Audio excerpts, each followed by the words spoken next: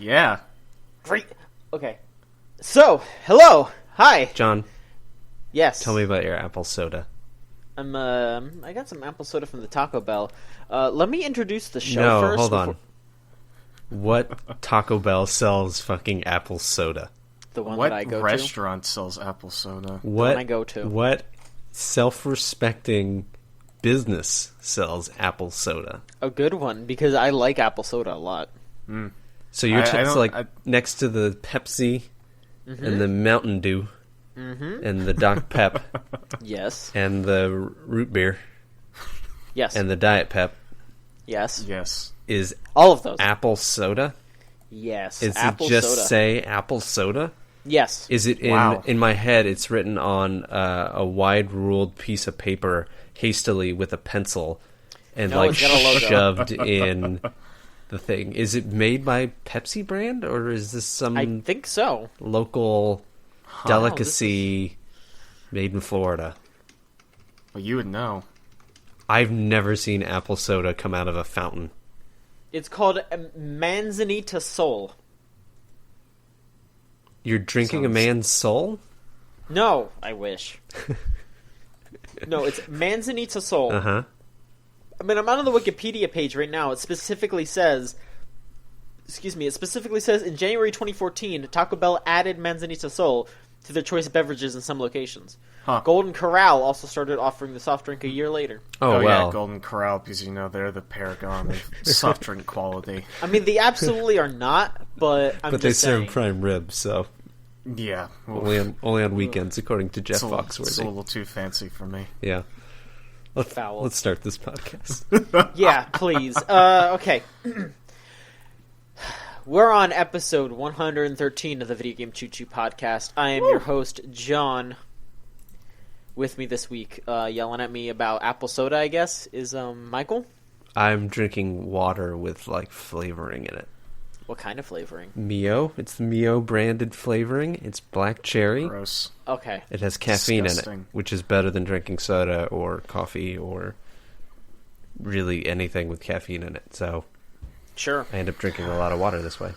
Why is it gross? Just drink regular ass water, like a normal person. I do that as well. But this has caffeine in it, so it keeps me up. It keeps getting me up- nice and perky. Oh. And getting upset about water preferences is Ryan. Hello, everyone. I'm here.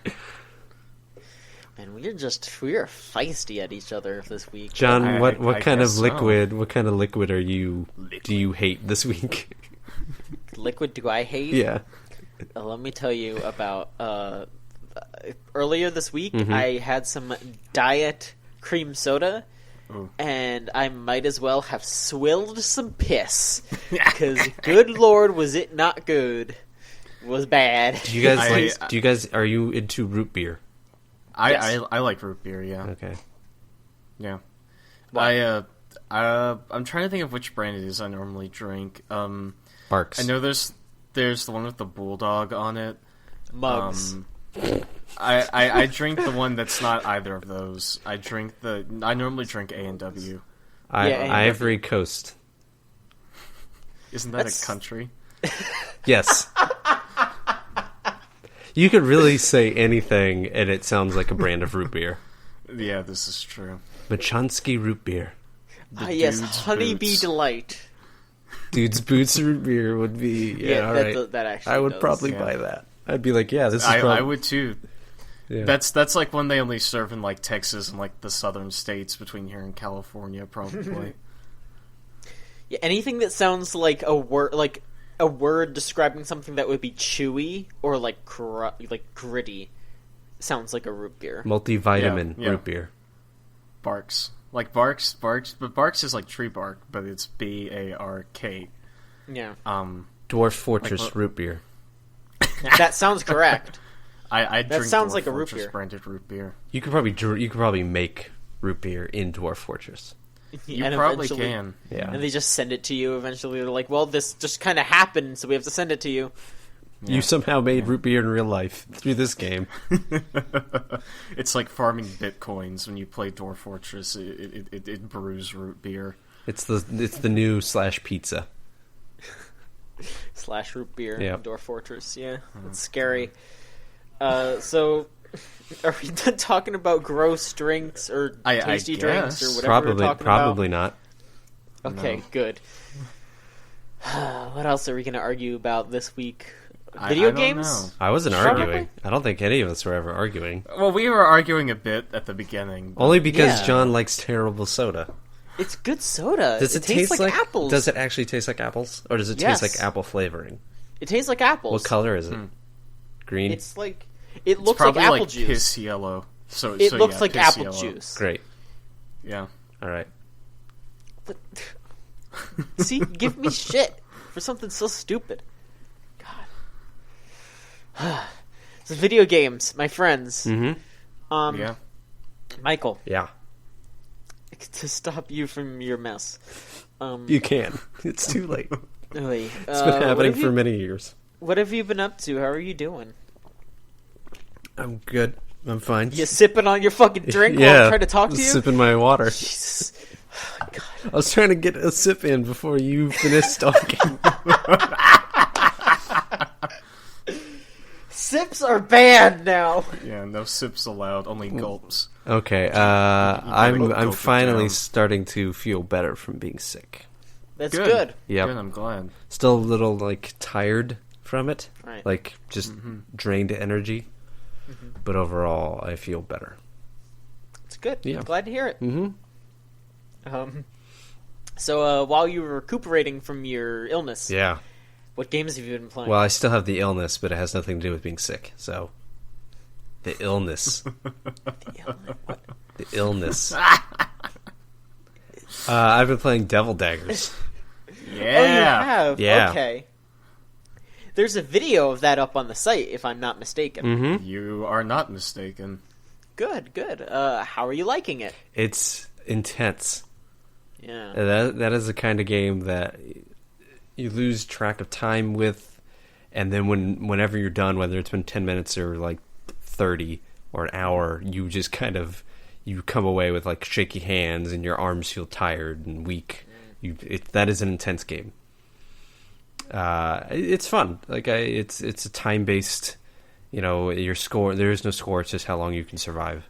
What kind of game is it exactly? It's a real time strategy game where Don't- you craft Don't. root beer and apple soda, but you have to get rid of the apple soda because everyone knows it's shit. Michael, And you have to try to people are craft listening to this more podcast root for beer, information. And then the more root beer you craft, the better your society. Don't- But as the apple soda builds up, your society crumbles. So the more apple soda, it's more crime, building more fires happen. wanna be an adult, Hurricanes will Michael? hit, and then the more root beer you have, the more tax you can collect. It becomes like a society, and if you collect too much apple soda, everyone just becomes Donald Trump. So Do you Great. want to treat our listeners with respect by telling them what Devil Daggers actually is? Devil Daggers is it's a third-person action shooter, and you play as a guy named Link, who has a master sword, which is really just an AK-47, and you have to hunt the Triforce, which is a giant monster, with the help of your buddy Ganon. So Devil Daggers is a first-person shooter. How would you know? You haven't even played it. Yeah, it's a first-person shooter. The art style is very Doom-ish, Quake-ish. Mm-hmm. It looks. Ryan, you were on the video with me. I don't know if you have a better way of describing it or not. It's Yeah, a lot of, it takes a lot from those kinds of games. Doom, Quake. I also mentioned the game Hexen, Beyond Heretic.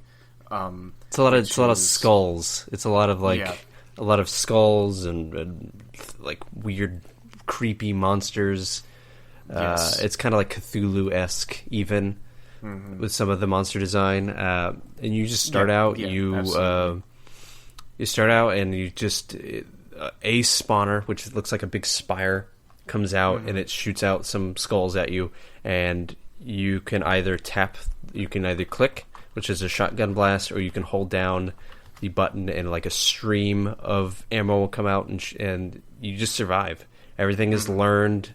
Like, you eventually kind of figure out that the smaller skulls come right at you, but the bigger skulls run away when you look at them, but try to get behind you when you aren't looking at them. Like, you kind of just have to learn by playing. It's just intense and fun, and I think I said it on the video. It's kind of like Super Meat Boy, where every time you lose, you kind of understand, like, oh, I should have done this instead. I can't wait to get back there. And then you have to start from the beginning again and get to that point to even apply, like, your next, like, strategy. It's a lot of fun. Like, it's apparently has 13 bosses. I haven't even seen the first one except for on video in other places. I think it's all leaderboard based. So you can play against your friends on Steam, or you can try to go for the top time, which is like, I think, near 300 seconds. That top time only has seen the first boss. So if there really truly are 13, there's a lot more to this game to go. Yeah, it's a pretty difficult game to master and really work your way through. It's still fun to just, like, bang your head against it, even for 10, 15 minutes. It's kind of one of those things of, like, one more run. Like, oh, that one didn't count. I only survived 15 seconds. One more run. And it does really feel like when you're at the 40 or 50 second mark, like, oh, I've been doing this for forever. And then you die. You're like, oh, I wasn't even close. And I think my highest time, I haven't played a ton. I think I played like 3 or 4 hours. I think my highest time is still the time from the video of like 80 seconds.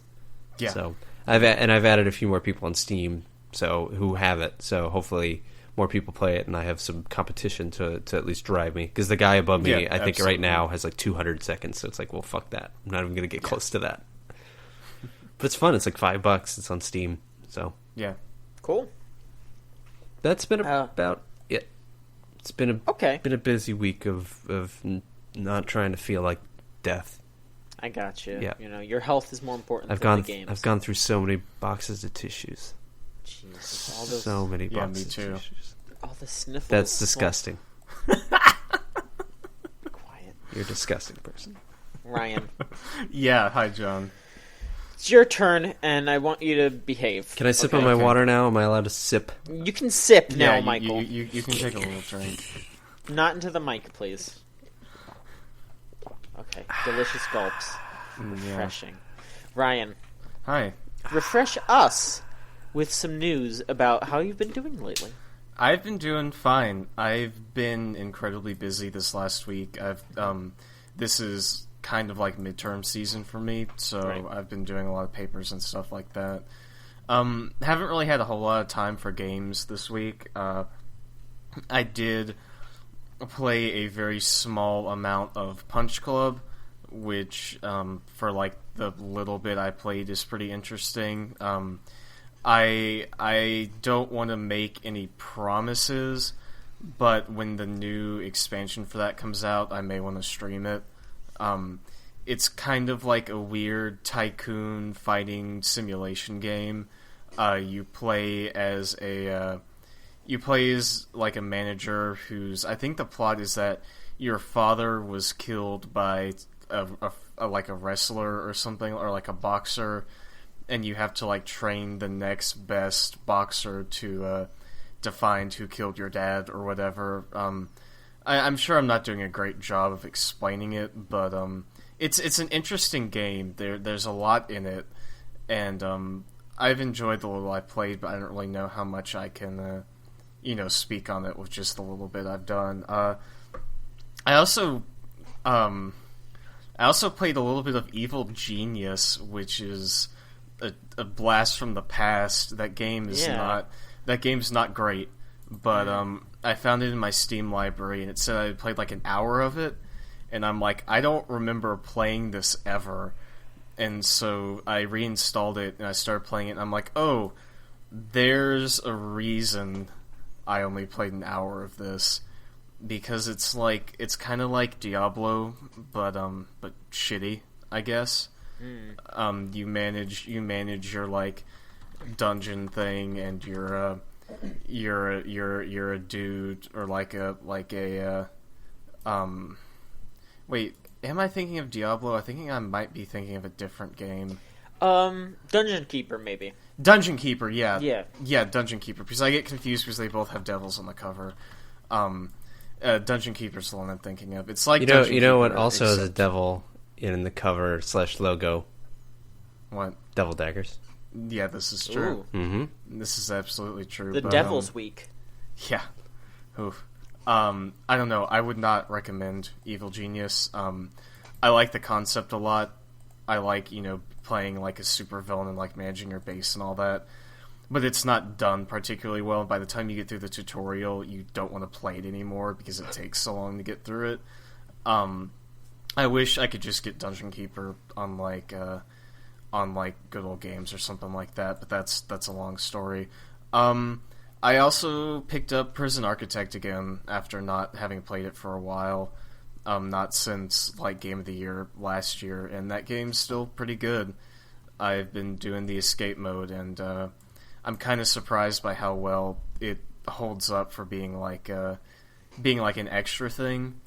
And I've talked about this before, I'm sure, but I'm glad that like mode of that game was less of a novelty, because there was always the chance that like a month after they released that to be like, oh, okay, I'm tired of escape mode, let's go back to the regular mode. But it's still really fun, so good on them for adding in an extra mode that's still really entertaining. I think that's because like the core of the game is like fits so well of that idea of escape mode. Yeah. Of like you do have to secure everyone. You can't leave holes in walls because your prison will fail. So it fits well with the design. They actually released a video, I think today or yesterday, kind of going over the changes for the console version. It was over an hour, so I haven't watched it yet. But wow, yeah, those guys did really well. Every time there was a major update with the game, they would do a video detailing all the additions and all the changes. So I'm excited to see how they translate that to modern consoles with the controller, because that is such a sim management game that is such like you need a toolbar. How do you do that on consoles with a controller?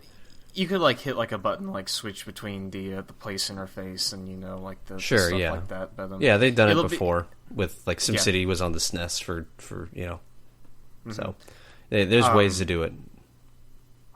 Yeah, do you know when it is that it comes out for consoles?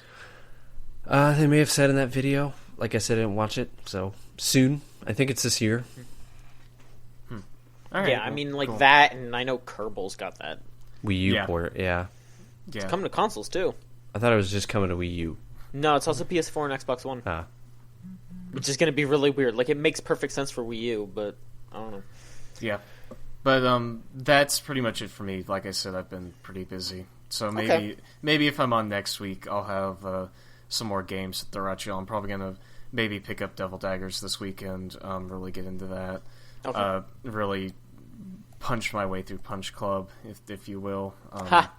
That was barely a joke. But, man, now I'm thinking I want to play Doom music while playing Devil Daggers. That's a good idea. Although Devil Daggers does have some pretty good spooky sound effects. And the sound design is actually like needed because certain enemies make a certain sound and will kind of alert you to where they're coming from. The things that the skulls that when you're not looking at them and you turn away, those will make a sound, like a barking sound when they're coming up behind you, so that you know when to turn around and shoot or dodge. So you kind of need to hear it. Cool. But Doom music, though. Doom music.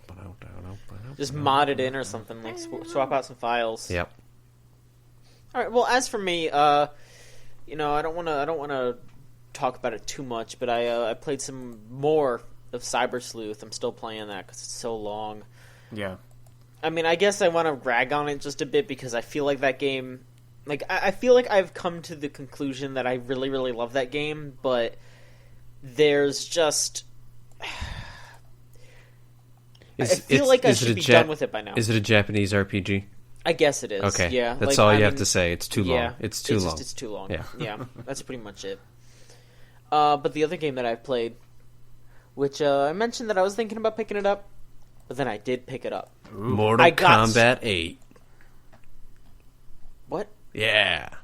Yeah. No. Yeah. No. MK8. Yeah. The definitive edition. No. I went out and got Street Fighter 5. Oh, that's Streets? I'm on the streets. Yeah, I mean, nothing I would really say would be much different from what other people are saying out there. They rushed that game out for the Pro Tour. That game isn't done. The fighting is done. The characters are done. The online. I personally haven't run into any problems online, but all the like different problems and how they had to take it down for multiple hours a couple days ago, so long that like they had a scheduled amount of maintenance and then ended up getting extended like 3 times, and at one point it was just indefinitely. Those were an incredible series of tweets. Yeah. It'll be up at 4 p.m. It'll be up at 5 p.m. It'll be down indefinitely. Yeah. Those 3 tweets are just great. But it feels so empty. There's no challenge mode. The training mode's there. There's no story mode. There's no arcade mode. There's no. You can't even unlock costumes. Mm-hmm. The survival mode is bullshit. It's like overly hard. Like even on normal, you'll just get your shit rocked because there's no healing in between matches or anything. So it's nuts. It's a very hard game to recommend right now. Mm-hmm. That's just weird. That's weird. It is pretty weird. I like the basic things that are there. I bought it because I wanted to play with a friend. Sure. I had a friend come over and we just played a couple matches, and I was like, hell fucking yeah, this feels awesome to play. Who are you maining? Who's your gravitated towards player of choice? I really don't know yet. Like I really like Karen, but I don't know if I'm like really like. Is Karen the one who's the only lady that looks like dressed like an adult? Yes. Or I shouldn't say adult, like a not XXX adult. I guess so. Yeah. I don't know. I like how she plays a lot. I also like I like Vega a bit. Yeah. I like Birdie a little bit too.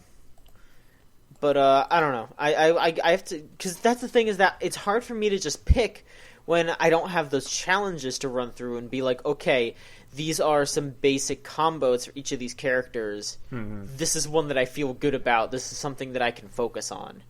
Like that. Like back when I played Marvel vs. Capcom 3, when that game came out, it had challenges for all the different characters, and you could just I played through a bunch of the different combos or a bunch of the challenges, and there were a couple of characters where I was like, I can do all of the challenges for these characters, and it's not that much of a problem. These are my characters. Yeah. Sure. So, ask me again in March once they have the challenges in there, and then I'll be like, oh, this is my character. I will forget about this game within 2 weeks. Yeah, I mean, maybe someone listening will send in a question or something. But yeah, I don't know yet. But I like Karen because I like Street Fighter Alpha. So if they put Eagle in this game, I will probably play as Eagle. He's from Street Fighter Alpha. But yeah, I mean, that's pretty much what I've been playing. Did I? Not really anything else in particular. Looking over it, trying to remember. Yeah, no, that's about it. But I guess we could move on to the news. Man, we're kind of blowing through this. We're only like half an hour in. I've been playing other stuff. Hold on. Oh, have you? Oh. Yep. Oh, wait a minute. 1 second. Wait a minute. Oh. Oh, no. 1 second. Stop. No. Yep. No, this can't happen. Here we go. This isn't happening. God damn it.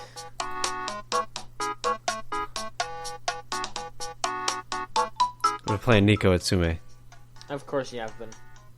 Oh, Tubbs ate all my food over here. I have to refill shit. the frisky bits. St. Pertrick is still here. That Tubbs. St. Pertrick is still here. Let's take a photo of him. Okay. Adorable. Tubbs gave me a memento, so I felt pretty good about that. Good. That's good. Yeah, and so did, hold on, I think Chairman Meow? No, Journal Meowsimo. Meowsimo gave me a memento. So, that made me feel better. Good. No, Chairman Meow. Sorry. Chairman Meow. And I've gotten all the base cats. Good. So I just got to get the special ones and get all their mementos, and I'll never stop playing this game. So That's pretty good. I've also been playing Disney Dream Treats. Excuse me? I'm sorry? I didn't stutter. Disney Dream Treats. What is this? Disney Dream Treats. You need to just tell me what this is. What is it? Do you know the game Candy Crush? Oh no. Yes. It's a lot like that. Please. Great. It's just I wouldn't say it's a match 3 game.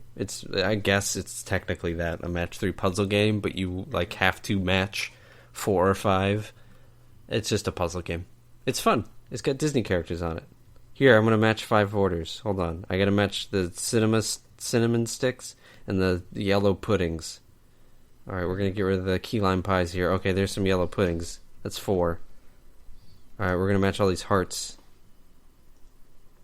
I matched all the hearts. Okay, there's 3 more cinnamon sticks. There's some yellow puddings.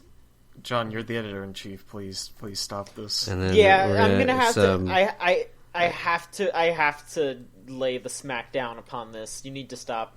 Alright, now I need 9 of the Stop! Rice Krispie treats. Stop! Stop! Enough! No more! We're doing news! Alright, we're gonna match these 4 hearts together. We're doing news! It's time for news. Since they connected, they explode. Stop! I'm going to go get the bell, and I'm going to ring it, and it's going to be the news bell. The news No, bell don't go is... get a bell. Okay, I won't go get a bell. Okay. Alright, Ryan. there, I did all the Rice Krispies. Now it's the Ryan, next order. how about you just start talking about your news articles so Michael can... Or, Michael, how about you read your news articles? Because then you'll have to not look at your fucking phone anymore. Alright, yeah, sure, I'll read my news article. I've got 2 of them. The first one is about these orders in Dream Treats that I have to fill. Michael, I God. swear. I swear. I need you are not going to leave this podcast alive. 5 more Rice Krispie treats. Michael, I am going to fire a cannonball at you. You need to stop. That would You be need to read the really news. loud on the recording. Yeah, but so that's why you need to read the news. Hold on, I've almost got these 3. Michael, read the news. Michael, please. I beg you, my child. All right. Son. All right. I've only got one news story. Then read the fucking news story, man. Jeez, calm down. No. Yes. Okay. Calm yourself. Okay, I'm calm. See, this is why bits don't go well, because you get yelled at. Nobody plays into the bit, they just yell. Dude, yelling is comedy. Yeah, only on this podcast. Vivendi is a company. Yes.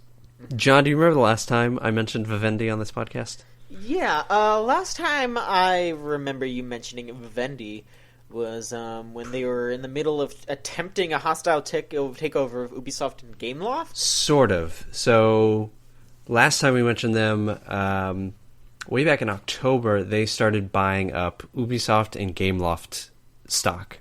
Yes. And they seemingly were prepping just to take over, just to buy up as much as they could. And when Ubisoft said, "Yeah, we're not going to let them," they said, "Stop us." And seemingly they aren't going to be stopped. So as of right now, from what I can tell, they own 15%, 14.9% of Ubisoft, which is a little bit more than way back when we last checked up with them. Yes. Yes. Now they own, that's of Ubisoft. Of Gameloft, they own 30.01%, which is a very specific number. Because after you hit 30%, French law, which both Vivendi and Gameloft and Ubisoft are all French companies, French law requires you, whether you're a person or an entity of some sort, to then automatically offer a takeover, a buyout bid. that's all it requires. You could say, hey, we'll buy all your stock for McDonald's French fries, and then nobody buys it except for John. Well, except for in French fries, you just offer them apple soda. That'd be fine. All right, do you have any stock? No. Damn it. Let's go buy some fucking apple soda. So Vivendi did just that. They offered their stock, or they offered to buy stock of Gameloft at 6 cents per share, which was at the time 50% higher than the going rate. Well, this was all happening last Friday. Right after they offered it Friday morning, the stock shot up to 6.34, and last I checked, it's hovering between 6 cents and 7.5 cents a share. So right now, that's where everything sits. They still own, to my knowledge, 30% of Gameloft. They would need 50% to have control, and they are trying to buy the stock wherever they can. Mm-hmm. They have been doing other stuff in the meantime, stuff that has nothing to do with games. They've been trying to, I think, acquire an Italian entertainment company and a couple other companies that they are hostilely takeovering. So who knows if they will go through with it at Gameloft, if they will change their offer, if they will increase their buyout price, and who knows if Ubisoft is next. But Gameloft and Ubisoft are both owned by Guillemot, I think that's how you pronounce their last name, Guillemot brothers, who are the brothers who founded Gameloft and Ubisoft. So they are companies that are related, in a lack of better word. So this time next week, who knows? Vivendi might own Gameloft and might be coming after Ubisoft next. Just yes. kind of insane. Yeah. Because they just got, the remaining of their stock in Activision bought out. So they went from, one independent publisher to the next. Yeah. So this is a little scary in a way. But, I guess that's business. Yeah. It's I think it's just stark because Ubisoft is trying their best, clearly, to kind of change their ways. How they changed Assassin's Creed and, these little one-off Far Cry games that tend to do okay, even though Primal is kind of getting mixed reception. It's just weird to see Ubisoft standing there and saying no, this will never happen, and Vivendi is just slowly but surely yeah, sure, Yeah, it's this whole thing is almost like the person getting the zombie bite and they're covering it up, oh no, I'm not gonna turn, that kind of thing. Yeah, it's just the flu. It's the flu. Don't worry, I'm just a little. Yeah. I must have caught a bug before. Yeah, it's. I know the Guillemot family and Ubisoft owns about 25% between the brothers and their family, so they would have to protect the remaining 60% somehow if Vivendi ended up buying another 15 in Ubisoft. So yeah, I don't know. Okay. It's certainly plausible. It's a very strange piece of news there. Keep us posted, Michael. I will continue to Google Vivendi and realize that they do other stuff and then get annoyed that all the news is about other stuff. Yeah. That is what and I will be the only guy who Googles the words Gameloft stock.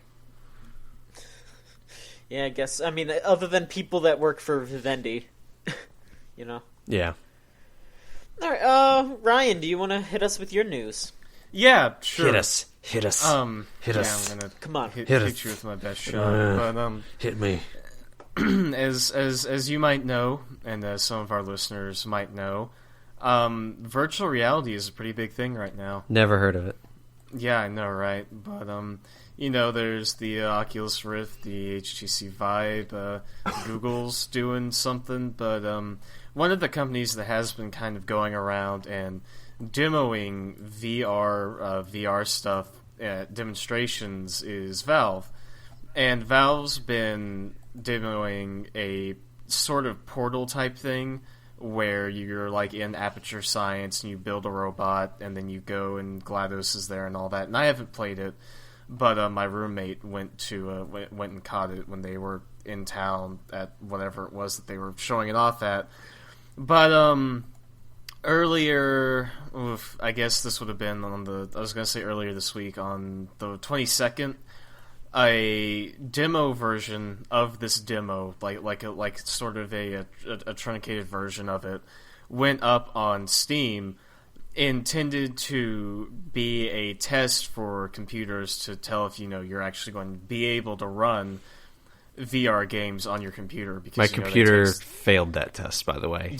Yeah, they take a lot of processing power. In spectacular ways, it failed that test. Yes, as most of us who don't own a gaming machine rig, and I do mean machine. Yeah, rig is the better word. Will fail it, but anyway, someone did some code digging in either the version that went up on Steam or a slightly earlier version that they posted prematurely and then took down. I'm not sure. I don't know exactly what it was, but someone did code digging in this home VR demo, and they found a lot of pretty interesting stuff. Normally when you go digging around in Valve code, it's like, oh, you see files with HL3 in the name, and it doesn't ever actually mean anything. It's just like, that's just one of the code names they use when they're coding games. But what they found in this VR demo is interesting in that there's levels based on previous Valve games. There is a test map with a bunch of Portal assets in it. It's like this big conglomeration of all this Aperture Science stuff. There is a test of a Left 4 Dead map, which is missing a lot of items. It's got the big red error thing because it's not ported in to the engine all the way, I guess, or whatever. Or the files are missing or whatever it is. And then there's a third thing, which was this weird gallery shooter kind of thing, which I guess is intended for head crabs from Half-Life. So, first of all, you've got these test maps, which are obviously in the Source 2 engine as opposed to the Source engine. So those test maps were frightening. Yes. Those images and the error things were literally 3D error. Actual letters in 3 dimensions. That was some dystopian alternate world that failed to load completely. The Aperture Science one and the Left 4 Dead ones aren't too bad, but the Half-Life one is one of the most, I can say without exaggeration, one of the more disquieting things I've ever seen in regards to video games in general. It's like this Salvador Dali landscape with just error and big 3D red text with this ambient, dark, creepy noises in the background, and it's terrifying. But it's like you woke up on a science fiction planet, and instead of weird aliens coming out, it's weird words that all say error. And they're all facing you, so you can read them all you are our error. No. Yeah, it's messed up. So if it had just been assets from previous games put into the Source 2 engine, then it probably wouldn't have been much of a story. I mean, that's interesting, but it's obviously just leftovers from then doing these initial VR tests that just got left in the code. But there are in this code some things that might actually be, that are actually new textures and new models based on previous games. The first one is there's an updated, more complex character model of Dog from Half-Life 2, the big robot, that's been updated and remodeled, and take that how you will. But for me, the smoking gun that was hidden in this VR demo was that there were these super, super high quality textures for this playable character called Retired Engineer, the face, the clothing, just everything. And that was hidden in a directory that was titled L4D3. So make your own assumptions on that, I guess. L4D3 is my rap name. Yeah, it stands for Left for Dick. That's what it stands for. Yeah. Let 4 dicks eat. And the E in eat is a 3. Yep. Well, Yep. Because it's my third album. Last 4 dads eat. I don't know.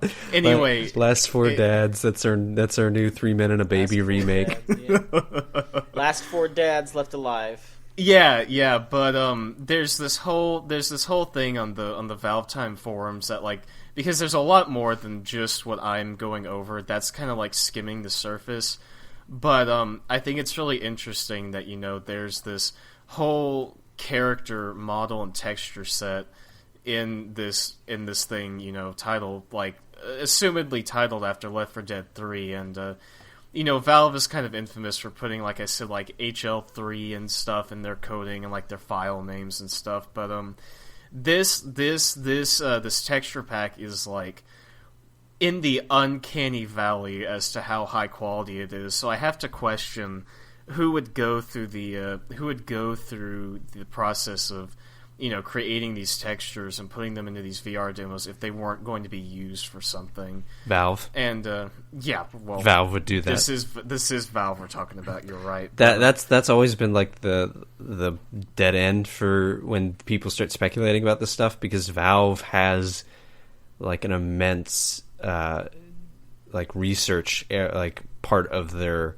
Or that's always been the rumor, is like they do hardware research. They just invent hardware that they never use. Yeah. Like that they sometimes something will come out of. Like that's how Big Picture Mode came out of, was like they just wanted to test stuff on their television, so they started using Big Picture Mode. Like they developed it in-house. Like they do that stuff a lot. So I really wonder if this is Valve being cheeky and they're making the stuff just for VR, because Steam should probably be VR ready.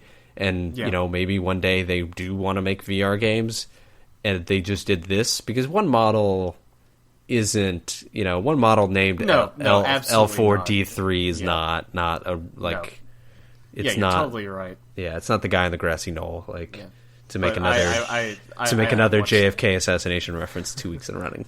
Michael, we need to get excited about video games. We need to go crazy about Valve stuff. No. There is no such thing as a bad Valve game, Michael. Yeah, there is. It's called Half-Life 2. I'm just kidding. I actually don't like Half-Life either. Yeah, it's fine. I don't not like Half-Life, but I don't think they've aged as well as people seem to think they have. That's what I agree with.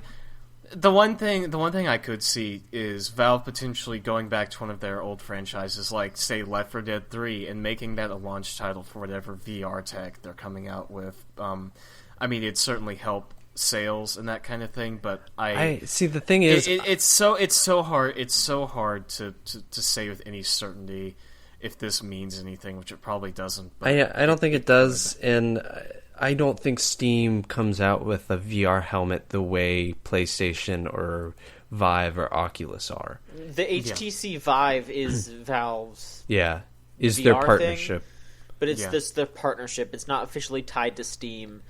It's not any specific thing. It's just that's just what Valve is experimenting with. Yeah, I bet someone maybe is making a Steam VR helmet again in their little research labs, but I really doubt. Like, they never really release something for mass consumer appeal. They release something because they think it works. Like, even the Steam controller that they release, that's not for everybody. And that's not even for every game. It's just for specific games if you feel like using it on your television. Or you don't feel like using keyboard and mouse. Like, it is not mass appeal in the way that a Xbox or Nintendo or PlayStation add-on would be. Yeah. So I bet that this is maybe a demo. Maybe it is a Left 4 Dead 3 demo. Like, it wouldn't be dumb to have, like, I want to say, and John, like, maybe you remember that there was a big rumor that Left 4 Dead 3 was coming. There were a bunch of Left 4 Dead rumors, like, about as many as Half-Life rumors are. But, like, you're not wrong that they should have more themed demos like this, because they have this Portal one, and they have that, like, Dota demo. Like, I think the problem with these other Valve games and having demos is they're a lot more fast-paced, A, and B, fans will probably be a lot more upset that it's not, like, a full game. Because with Dota, it's like, okay, here's this, like that's something that they just support. With Portal, like, Valve uses Portal for everything. Like, you'll see, like especially the little, like, the robots, Peabody and Atlas. Like they'll put Peabody and Atlas in anything, but like if Valve put out some Left 4 Dead thing, or especially a Half-Life thing on VR, I could see a lot of people like causing a huge wine fest over not being able to play those because they don't have the VR. I agree with you, but guess what? Fuck those people. Yeah, fuck those people. But those aren't real Valve fans. That's selfishness. If you're a real Valve fan and you want that company to do well, then you want them to have a Left 4 Dead 3 demo, because then you can sit there and say, look, VR does fast-paced first-person shooters well. Yeah. Look how great. And you know what? If that demo does well, maybe you do get a Left 4 Dead 3, so just shut up and let that company work.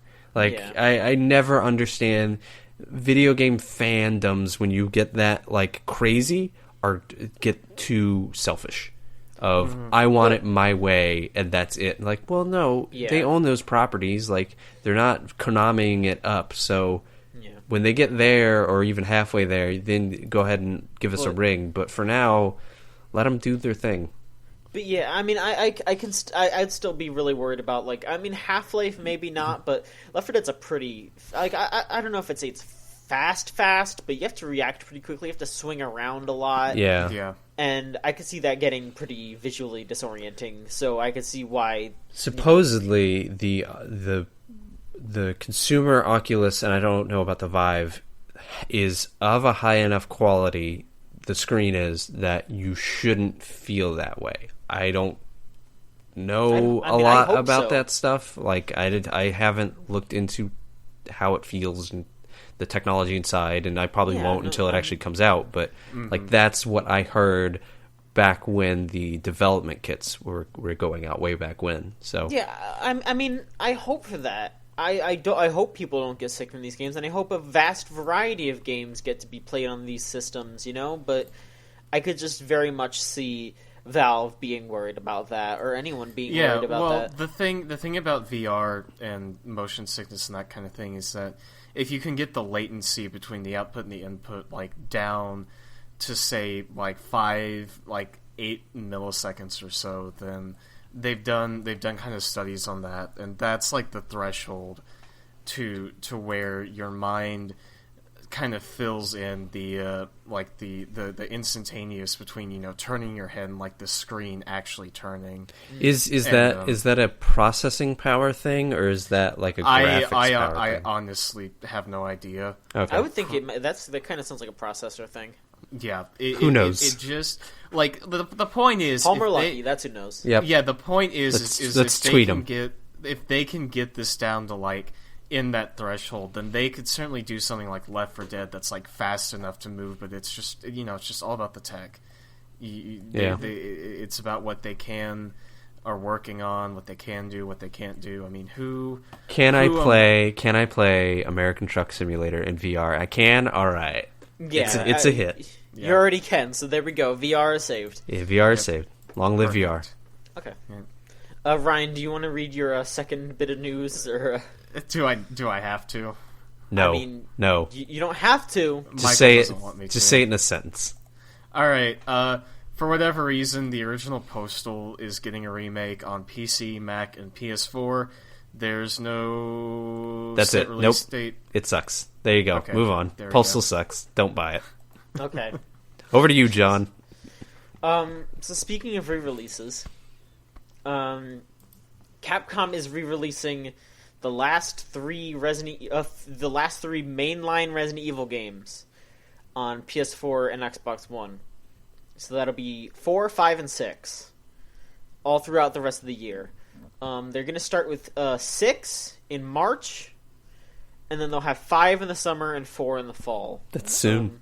March is soon. Yeah. They're all going to be $20 each, and there are going to be. It looks like there's going to be like a physical bundle of sorts once those start coming out. Cool. I would, for the first time, once 4 or 5, maybe both, comes out, buy them and play them for the first time. Yeah. At the very least, play 4. Yeah. 5 is an alright game. 5 isn't amazing, but it's okay. But 4 is a masterpiece. I know 5 was like the departure. Like 4 was the bridge, and 5 was the real departure from the previous series, from what I understand. I don't...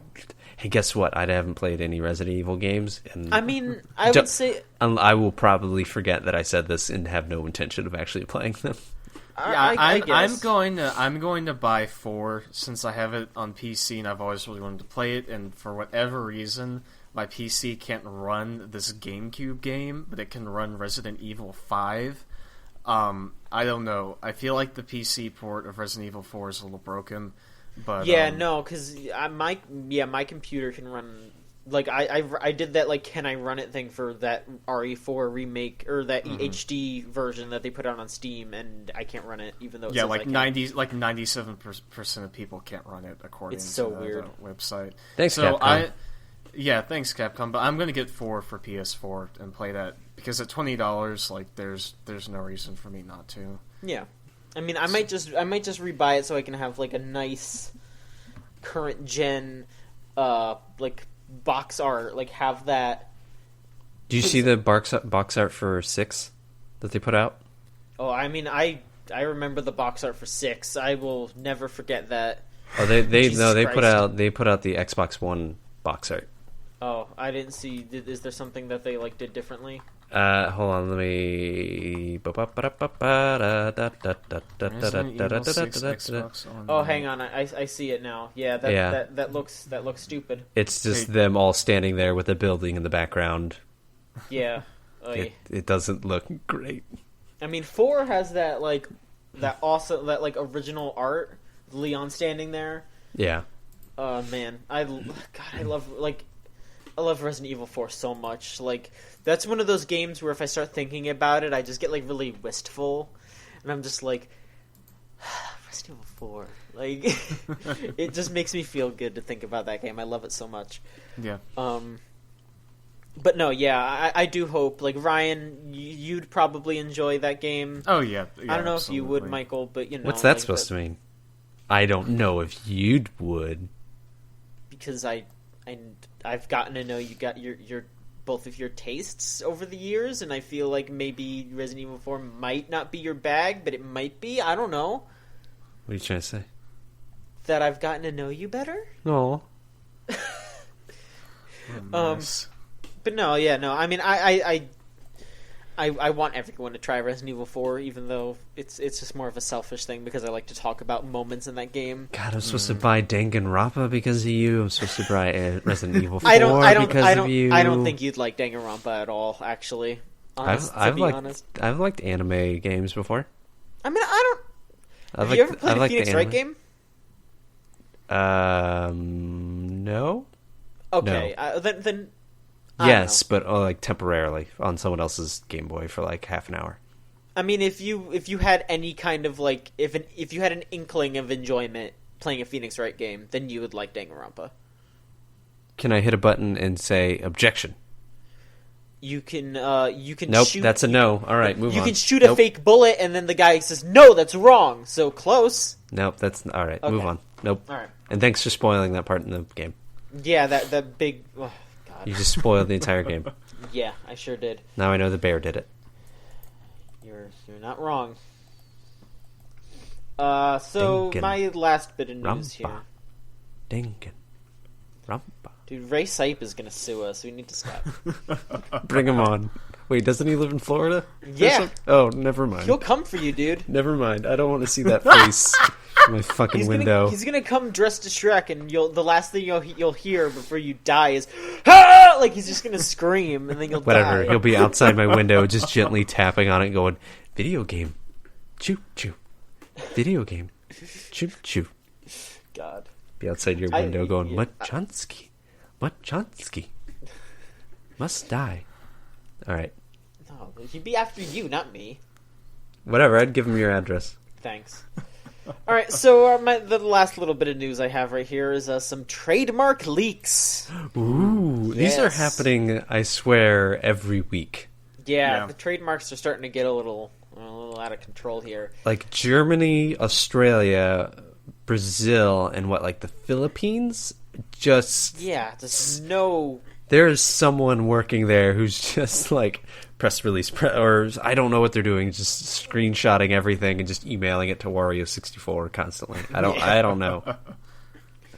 I'll hit this one because by the time you hear this, this will probably have been confirmed. Hit it.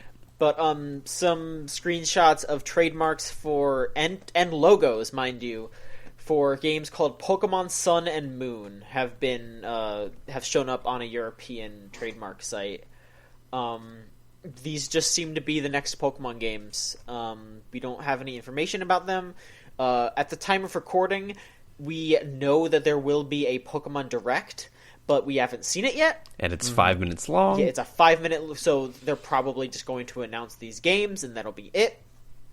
I did think about this when we were talking about it earlier. Like, if they're just now trademarking those names, then they aren't done, like, securing the rights for those names. So why would they announce it unless that was, like, the final hurdle? But then even that seems weird because you sure are cutting it close to trademarking. I don't know how trademarks work, so I have zero idea. It is very strange, but like I don't like it, this.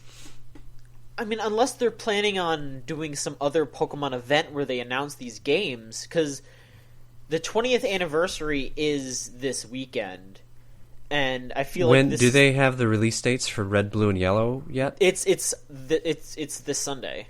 Okay, so it's maybe the 20th anniversary. Maybe the 5-minute thing is just announcing that, because 5 minutes, or maybe maybe the 5 minutes they'll just be like, also E3.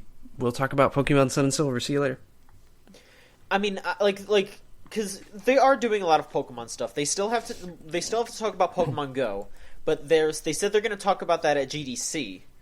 There's still Detective Pikachu, which we don't even know if that's going to come out over here yet. Danny DeVito demands it. Yeah, DeVito demand. Hashtag DeVito demand. Yeah, let's get that trending. Yep. I mean, we have Pokken, but that's going to be out in like 2 weeks. Yeah, we sure do have that. Yeah, so they're probably not going to announce any new characters for that. That's probably, I don't know. I mean, this just seems like the only logical thing that they could talk about. Like, I mean, like they could announce Detective Pikachu for here. So let me ask you a question, both of you. Mm-hmm. Do you care about a new Pokemon game? Yeah, maybe. I love Pokemon. I don't play every single one, so for me, this has to do something different. Yeah, I play every single one, and it's. I wouldn't say that I get sick of them, but it's very much one of those things where they have low points and they have high points. Mm-hmm. Where there was a gulf of good games a couple years ago, but they've gotten incrementally better as time has gone on, and I think like right now for the past like maybe 3 or 4 years, Pokemon games have been the best they've ever been, except for maybe like Gold and Silver. Sure, but I just can't get excited over every single one. So even when like new ones are announced and they aren't remakes, I always just look at it and go like, okay, you're gonna add new Pokemon, great. More Pokemon I won't recognize or really learn the names of. You will have a professor that has a tree name and towns I don't remember. Like, and I can't catch all of them. Literally cannot catch all 700 and whatever it'll be up to 800. So cool, you better add something different. Yeah, I mean, I understand the frustration if you're a more casual player, but someone who... But I'm not like a casual player. Like, I really do like Pokemon. The problem is, it is Zelda to me, where this is the exact same game. You were giving me the same game. It looks prettier, but it's a full-priced game. You haven't changed a lot. You've just added more Pokemon, and that's what I'm expected to buy. I mean, and I'm not saying that's a bad thing. He's not wrong. Like, I'm not saying that's necessarily a bad thing, but when you do it every other year and there's no significant changes from when I first played Pokemon Red, other than graphics, I don't there are some big changes, but the roots of the game are very, very, very similar. Like, you're not wrong, but at the same time, I feel like that's kind of like a weird hill to die on, because there's... It's the hill that Nintendo forces me to die on with almost every single game that they make. Like, you're right, but it's just because these franchises have been going on for so long. Like, that's really the thing. Like, But Mario is the only outlier. Mario's the one they take real big chances on and put it in different stuff. And they've done that with Pokemon, for sure. But it's the one they really take weird, odd chances on and then double down on those chances and change it. Like, Mario went from 2D, and then they said, well, now he's 3D. Oh, now we have both. Oh, Mario's going to be in a fucking go-kart. Where I don't feel like I get that with Pokemon. I feel like Mario is so basic that it is possible to do that kind of experimentation with. And I can see why you would complain about, like with Zelda, because Zelda, I feel like, has plenty of room to change and grow, and because that setting is such a rudimentary setting that they could do a lot of stuff with it, and I can understand that more. But with Pokemon, the draw of Pokemon is the monster collecting and battling, and I feel like there's not really a great way to flip that on its head for the mainline series. It's not that I want that flipped on its head, it's that nothing else about it changes. You're a kid, choose one of 3 starters, they're grass, fire, water. It's a professor, you have a rival, you have a mom who's going to miss you and maybe save some of your money. Go to the next town, there's a forest, go to the next town. You need HMs to proceed. Like, every aspect of it stays the same. And again, like, I like Pokemon games. I don't buy every one. I will buy one like every few years or every few releases, usually not re-releases. Like, I probably own versions that I don't remember buying or playing through, and I put like 40 hours and plus into, and be like, oh, I bought Ruby? I guess I did. Like, I like those games. I'm just saying it's starting to like wear thin, especially around the 20th anniversary, when I'm like, oh, I've been playing the same game for 20 years. Shit. I mean, honestly, you're incorrect that it is this exact same, like, because you're right that those elements are there, but they are presented a lot differently. Like, I want to say in Black and White or Black and White 2, I don't remember. You don't just start out waking up and going up to the professor and getting your Pokemon. There is this whole, like, I want to say, like, maybe hour-long segment of you hanging out with your friends, and then stuff happens, and then you have to, like, run to the professor and be like, I gotta get my starter Pokemon because shit's going down. Like, they've been changed. Like, I agree that there is still that, like, that path, but they have been changing it a lot since the beginning, and I feel like I wouldn't say a lot. But I'm not saying that there aren't incremental changes. Yeah, if you went and played those original games and played the last release, they are very, very, very similar. Yeah, of course, but I'm just trying to say that, like, I feel like it downplays what does get changed in those games. Like, I think if you take But what we are talking about are incremental changes that a year to year, a person who buys every release would totally understand. But if somebody who is a much more, I don't buy all of them, you just go like, oh, I get. It's almost like Madden. Like, I was. It is a lot like Madden. Because Pokemon is a yearly franchise, so it is easier for someone like me to look at that and be like, okay, they changed all these little details. Like, no, they completely overhauled the franchise mode, but for somebody who buys it every 4 years, you're like, yeah, it's different. The menus are sure snazzier. Yeah, this guy can still use Tackle. I remember that, you know, like, all right, well, my favorite looking Pokemon still, like, I have to, like, Jolteon still has to learn Thunder Shock at level 23. Cool. Great. All right, then. I still like Jolteon, but he's useless. Cool. Like, Jolteon's not bad. Jolteon's the only good evolution from Gen 1. Yeah, but still, Flareon like, and Flareon fucking suck. I remember Flareon sucking. Flareon's really bad. But yeah, it's just, as someone who does come at it from the same perspective as, like, the same way I go at Madden, where I buy it every few years, not every year, or say I do the same thing with Pokemon, I do the same thing with a lot of games, because I can't afford them every year. It's just, it's frustrating. And it's even more frustrating with Pokemon because I like that universe and I like that franchise and I can't get it almost any way else. because even the dungeon games are a little for a lower age bracket, or at least that's what I've been told. And they don't really have, like they did on GameCube with like XD, whatever that one was called. Yeah, Coliseum. And yeah, they had Coliseum. Like they tried, and they just never. They don't like. And I don't want to say like, oh, they need a console game. Like they don't need it, but I wish they did something else other than Dungeon, Mystery Dungeon, and also the normal game. And then puzzle games. Yeah, and it's also frustrating because I know we're getting Sun and Moon now, but in a year or two it'll be Sun and Moon 2. Or Eclipse or something like that. Yeah. So, or Earth. I mean, there was no middle game to X and Y. There was no Z. So, sure.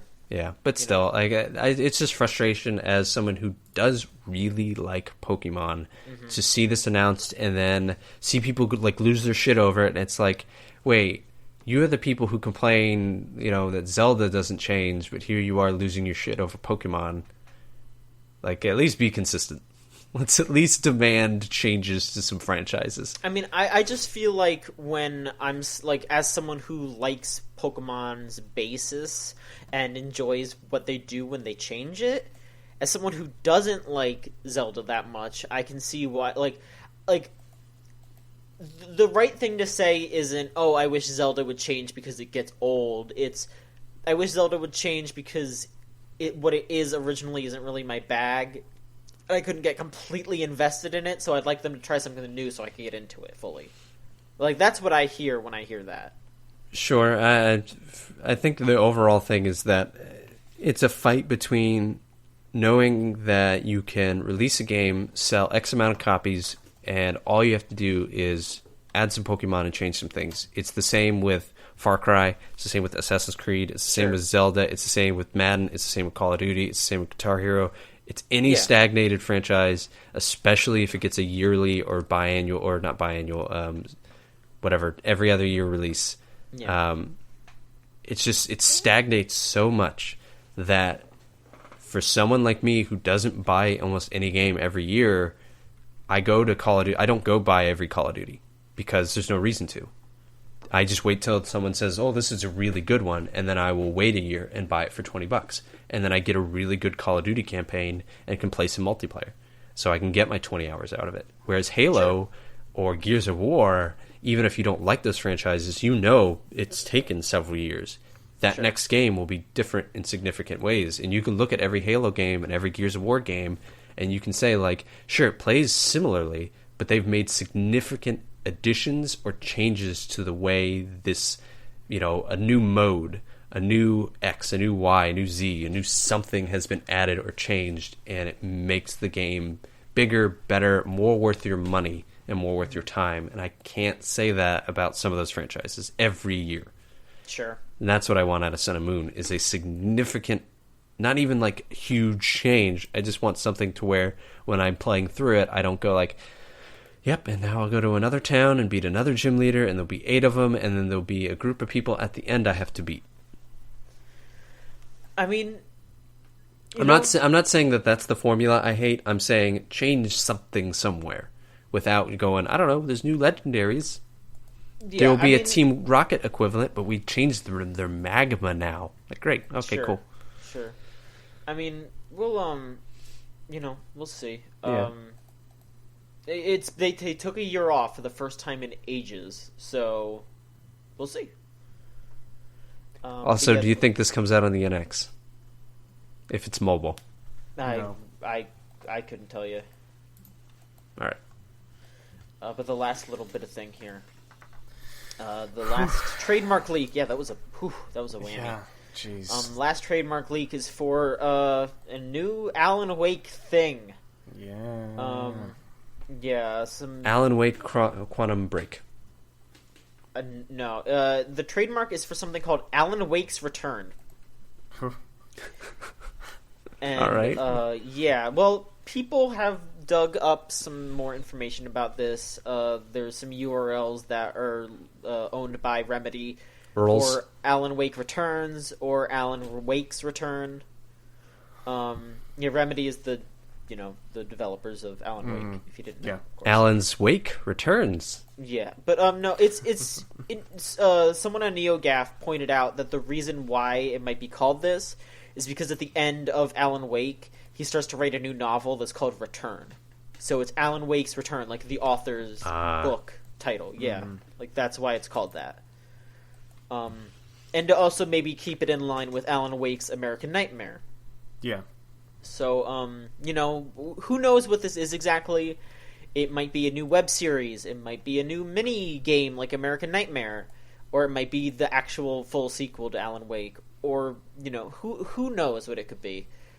But it's a new Alan Wake thing, and that is interesting and exciting because I really like Alan Wake, and I would like more of that, please. Same. Sure. Same. I wonder if it'll be determined by like Quantum Break's success or lack thereof. If that'll determine it or not. That's kind of hard to say because it's a separate thing. Yeah. It's a separate Entity. Yes. But let's do questions real quick. We can do questions real quick. Yeah. You can send questions to this podcast at podcast@videogamechoochoo.com, or you can go to videogamechoochoo.tumblr.com/ask. ASCII. Yes. ASCII art. We have 3 questions today. Let me refresh and make sure. Yeah, we have 3 questions today. The first question, are you ready? Yes. Are you Yes. ready? That's the question. Yes. Are you ready? Yeah, Okay. I'm ready. Cool. Anonymous asks, are any of you planning on playing Super Hot? Or sorry, are any of you planning on playing Super Hot? Super Hot. Also, what is the best ice cream flavor, or at least your favorite? Anyone planning on picking up Super Hot? Maybe eventually. I kind of am if my computer can run it. So. Yeah. I want to know more about that game. Absolutely. Because I've only ever seen those initial demos. Yeah, it looks really interesting, but looks are not all they are. I think I downloaded a demo way back when and played a little bit of it. So it's fun. It's a good little puzzle game. I played a bit of it at E3 last year, and I mean, it was the same basic gameplay that original demo was, but it's more of that, and it stays interesting. It's like every new encounter is just a new, more interesting puzzle, and that's really cool. Yeah. So I think that game's gonna be fun. What is your favorite? What is the best ice cream flavor or your favorite? I think it's like a Ben & Jerry's. Maybe Americone Dream is pretty good. Yeah, Americone Dream is good. They have a strawberry cheesecake, I think, one, or strawberry some sort of cake. It's really good. See, I like Ben & Jerry's because they have like all the crazy flavors, but I prefer Bluebell because it's cheaper and the quality of the ice cream is higher. Like, Sure. it just tastes better. Yeah. And they don't have Bluebell. Do they have Bluebell in Florida? Yes. Yes. Okay, good. Where do you think we live? Australia? Well, they don't have it in like in a lot of non-southern states, but Florida is not a southern state. well, it's on the south of the United States, as in the bottom row. I mean, we are in the South, and we were in the South during the Confederacy, but it's not a southern state. Yeah, unless you go out to if you're away from a city, it will feel like it. But for the most part, we're not really. No, I get what you mean, but my point is I really like. They haven't brought it back yet after the whole thing with like the meningitis or whatever the hell it was that got into the ice cream taste. But, Wasn't it Listeria? Listeria, yeah. Yeah. Thank you. But that has a great name. They used to have vanilla and orange swirl, which I really like, but they haven't brought it back yet. So I've just been eating their cookies and cream. So, John, yeah. Cookies and cream is really good. Favorite flavor of ice cream? Favorite flavor? I could have sworn I answered this. I really like mint chocolate chip. Oh, that's good. Sure, you seem like a mint chocolate chip. Thank you. You're welcome. Let's do the next question, please. Okay. I once went on a trip with like friends to South Carolina, and the 3 guys on the trip each got a shirt, and on the back of it, it said each one of us had mint, and one of us had chocolate, and one of us had chip. Nice. Yep. Oh, Yeah. that's cute. It's because one of the guys was my roommate, and we would call, and I forget who called us that, but we were chocolate and chip because he was black and I wasn't. Great. So when the third guy got added, he was Mint. Nice. And Mint is now a dentist. So Dapper's Den asks, "Hello, Chooch." Hello. Hello. I'm starting to see a glut of Undertale-like games like Minecraft and Friday Night at Freddy's before it. Five Nights, Friday Nights, whatever this game said. Sure. Yeah. Do you think these copycats can actually ever produce anything of value, or are they just cash grabs? They are absolutely just cash grabs. I disagree. Yeah, I agree. I disagree. Because there are plenty of games that took off of the Minecraft style and have done incredibly different and intriguing and interesting and fun things, like Terraria. See, I don't... here's the thing, Michael. If you mean direct copies, then yeah, people who are going, I'm block shooter, I'm block maker, and you have guns, and it's a lot like Minecraft. Yeah, that's totally a ripoff. But that's kind of how I that's what's happening with Undertale right now. It's not like people are taking this basic idea and are turning it into something like new and interesting. Yeah, people are just very slightly editing characters from Undertale and very slightly editing things and like not even having it work the same way, just having similar like menus and art styles. Sure, but because I understand, copycats are not necessarily a bad thing, and in a capitalist system, this is how it always happens. They're not always necessarily a bad thing, but every one of these ones I've seen for Undertale has been atrocious. See, I haven't seen any of these, so I avoid. No, don't worry about it. I avoid anything of Undertale. I really am not. Don't worry about it during the podcast. Okay. Because I don't want my computer to slow down or mess up. Okay. All right. But I don't look up Undertale stuff. You could probably guess why. So yeah. So it's like I haven't seen any of these. I definitely haven't seen any Five Nights at Freddy's stuff or Friday Nights at Freddy's. Really? I assume Steve Urkel shows up. But yeah, I've seen plenty of the Minecraft clones, and I've played them, and some of them actually had interesting, different ideas and actually solved problems that Minecraft had and still has in different and interesting ways. And I think if you are a legit or want to be a video game developer and you find a game that means something to you, copying it isn't necessarily a bad thing. See, Michael, I know that you're saying that these Undertale ripoffs are literally ripoffs, but I'm saying that necessarily copying something isn't, or an idea of something isn't on its spec a bad thing. There's a difference between wearing your inspiration on your sleeve and just trying to capitalize on something that's popular. No, I'm agreeing with that. That's what I'm saying. That's all we're saying. Yeah, and I'm agreeing with that. All right, I guess, yeah. What I'm just trying to say is yeah. Okay. Well, I'm just saying, like, the reason I interpreted that question the way that I did at first is because the only things I've seen like this are like those cheap cash-ins. Okay, yeah. So I hadn't seen those, so I had no clue. I didn't have a basis of that. The first thing I thought of was like Fortress Craft and stuff, and the Minecraft stuff that I used to see on like Xbox Live. So yeah. All right. It's not necessarily a bad thing, but yeah, don't copy shit. Yeah. Dapper's Den also asks, do you think we'll see more experimental first-person shooters in the future? The genre has a reputation of not being artistic, but games like Superhot makes me think there is more to be explored. I wouldn't... Go ahead.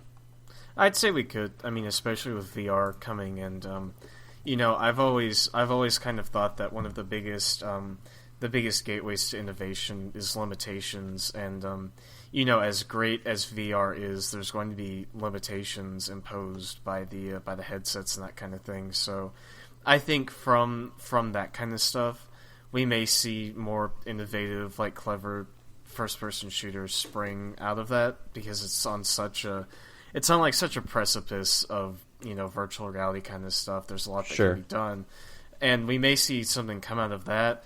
But as addressing the question if there's suddenly going to be like some miraculous wellspring of eccentric, innovative first-person shooter games. No, there won't. I don't think so. Yeah, no. It's like the no Wii. more than there always has been. It's like the Wii. Like if that thing gains any traction sales-wise, you're going to see more shitware and shovelware than you will real innovative technologies. There's room in every genre for innovation and a twist on the rules, and that's why the recent growth of the indie scene is incredibly important, because it makes you look and think about games in a different way. But the first-person shooters only feel that way is the same reason sports games only feel that way, or sometimes JRPGs only feel that way. It's because the big ones that make the most money tend to be the ones that do very little differently. Yeah. Like even Persona, like that's not that different of a video game. The difference is how it was translated and the investment in the story and characters. That's the only difference. Yeah. Like the actual fighting isn't different. It's not unique. It's a dungeon crawler. Like so there's certainly different, and I think too many people shove Call of Duty out of the way, because it does cool stuff in its single player and does cool stuff with how the game controls and plays. Not every year, but maybe every 3 years, it does something different. It gives it a twist, and part of that is because I think Activision is making those companies like almost competitive with one another, and has given them all different, their past few years anyways, given them longer developmental time. It's possible, but I don't think that's the genre you should really look at for innovation. Sure. You should look for visual novels. That's where the real innovation is going to be. Oh, hell yeah. Yep. Oh man, I can only click one response to this answer. But in this one, I can pick 3. But they're all ... 3. Oh man. Truly, this is the most anime of video games. That'll be Danganronpa 3. I mean, why do you think I'm so excited? I assume there is anime titties in those games, which is why you like them. Am I wrong? You're not wrong. I know. No. I've typed in Danganronpa into Tumblr. I've seen the dark side. I see why you like it. Hey, we're just having fun online, okay? Oh, I bet you are. Yep. All right, let's end this podcast. Just really relax with me and my bear. Oh God. Me and my Danganronpa bear. He's a good boy. Look, I have a. I thought he was evil. My stuffed Monokuma is a good boy.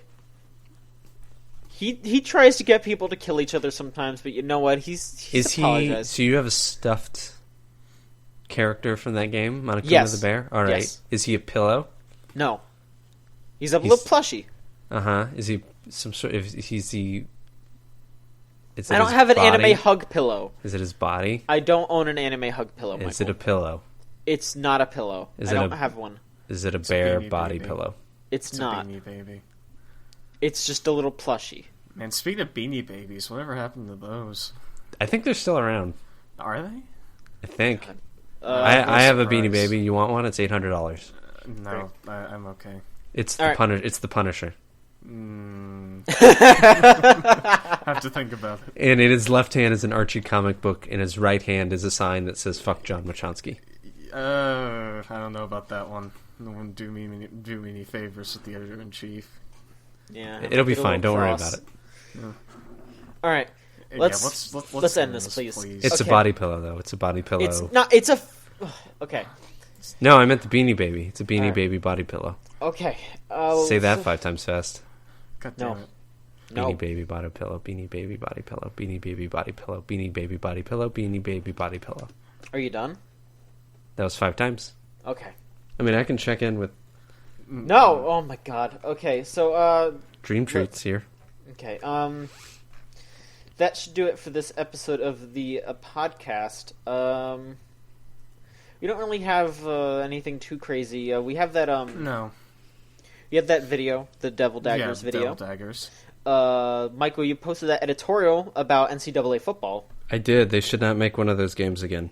Yeah, please go to the site and read that. If you don't understand, like, why that game went away, or you don't understand sort of the nature of college football. Like I think that's a really good way, I think, of learning about that.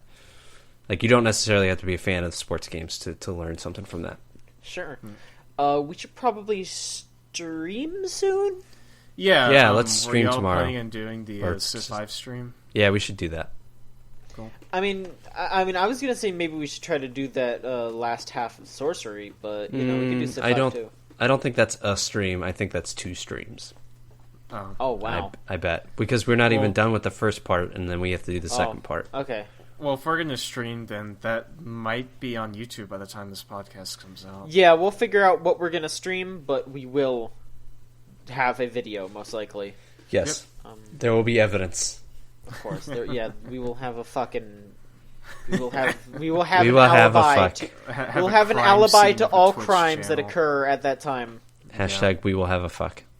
You'll have a fuck. You'll have a fuck. Hashtag DeVito demands. Yeah, hashtag DeVito demands. Yep. And please come back next week for another episode of the show. Yep. See you later. I demand it, Danny DeVito. I demand it. Vaya koya, togami.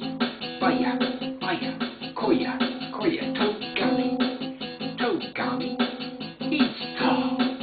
He's slim. He wears a suit and tie. Tall, slim with the suit and tie. It's Vaya koya, togami. Vaya koya, togami. Tall, slim with the suit and tie. Dangan, rumba. Dangan, rumba. Dangan, rumba. Dangan, rumba. Dangan, rumba. Vaya koya, togami. Vaya koya, togami.